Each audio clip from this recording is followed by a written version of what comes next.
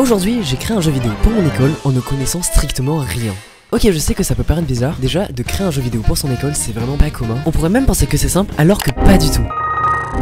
Sauf que moi, lorsque j'ai choisi mes options, j'ai pris l'option NSI. Ce qui fait qu'on apprend à coder en Python. Et moi, tel un génie, j'ai choisi de faire mon jeu vidéo pas du tout en Python. Sur Unity, j'ai créé un nouveau projet. Et pour que ça soit encore plus dur, j'ai créé un jeu en 3D. Ensuite, j'ai vraiment attendu pendant longtemps que ça charge. Et c'est seulement là que j'ai pu commencer à créer le jeu.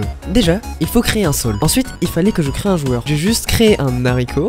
Et pour le moment, si on lançait le jeu, ça ressemblait à ça. Le joueur ne pouvait pas bouger et l'angle de la caméra ne me convenait pas. Donc j'ai essayé de faire quelques changements d'angle de caméra pour voir si ça allait mieux.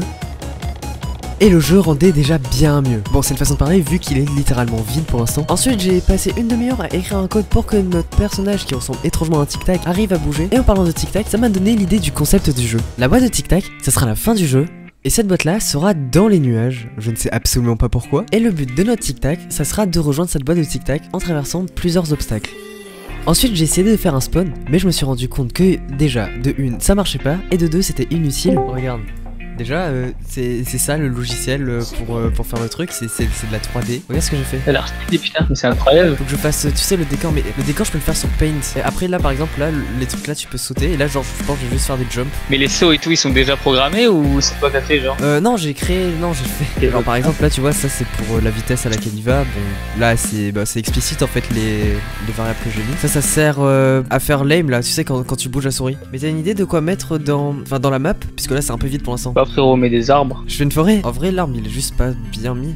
Mais en vrai là ça va non? Par contre c'est stylé hein. Donc du coup j'ai rajouté des arbres mais les collisions ne marchaient pas totalement. Et après une heure j'ai réussi à créer un décor qui me convenait à peu près. Et j'ai même rajouté des rondins de bois pour grimper la montagne. Et pour l'instant le tout marchait plutôt pas mal. Sauf que je suis très nul au jeu que j'ai créé moi-même. Detecting a collision in Unity requires one of the two colliding objects. So here's a step-by-step guide on getting started with your first video game. J'ai aussi ajouté de la musique.